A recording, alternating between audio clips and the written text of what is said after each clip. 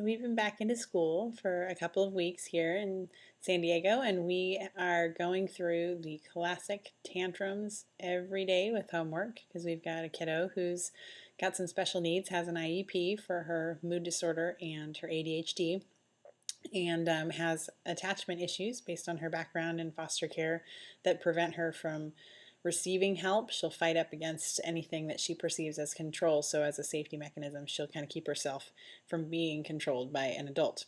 So there's a lot of things working against her. There's a lot of reasons why she's going to have a total meltdown every single day for homework time for the last 3 or 4 years. But I'll tell you what some of the things are that have really worked for me and for her as we've been working together on this. And I thought I would share that since I'm sure that the battles are beginning to be really unpleasant and frustrating for others of you who have kids with special needs and challenges behaviorally. So the first thing I would recommend, that you read in other magazines and so forth is just to have your basics covered. Make sure that they have a snack when they get home from school and a drink, and that they have the same place that they do their homework, the same time that they do it, that preferably the same person is working with them so that they speak the same language about how they're working through problems in math and dealing with, syntax and grammar and English classes and that kind of thing.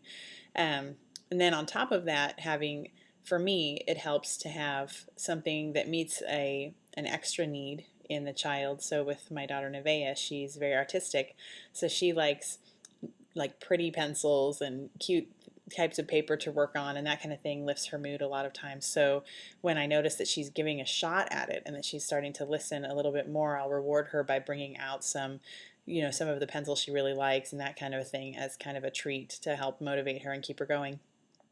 The other thing beyond that we've really found that works is to be present fully in that moment. And the only way that you can do that when you have other kids is either to have somebody who helps, or do the homework at a time when your spouse is home so they can watch the other kids, or plan special activities that are just for homework time with the older sis or older brother, where the little ones can do during homework time that they don't get to do at other times, and that keeps them focused on what they're doing for little half-hour chunks while you can do little snippets of totally undivided attention with the older sibling. Of course, that's in an ideal world, and it doesn't always work out even when we plan, but if we do plan, we have a better chance of success with that. Once the environment is set up and everything is in place to be able to do homework successfully, then the first thing that I do coming to that situation is deal with my own attitude about it. And it's easy as a parent dealing with a kid who tantrums a lot to assume that they're going to do that once again, but really we're better served by me coming to it, giving her the benefit of the doubt. And so every day I have to do a little prep work in my own heart to be able to do it in a way that's peaceful and to be able to come at it with a calm demeanor. The other thing we do is to use a really calm voice with her, which is obvious because, of course, when we speak a calm voice back to people who are really agitated, it helps to calm them. I stay seated when my daughter gets up and bangs on the table or starts to throw a pencil. She does have consequences if she starts to hurt or damage other things during that process. But basically I'll just keep redirecting her back, redirecting back to the problem, and trying to reword it or to help her see it a different way. We'll also jump from place to place on an assignment. If she really gets stuck, she'll get really, really fixated on one place and get frustrated with that. I'll say, hey, let's move on to the next section.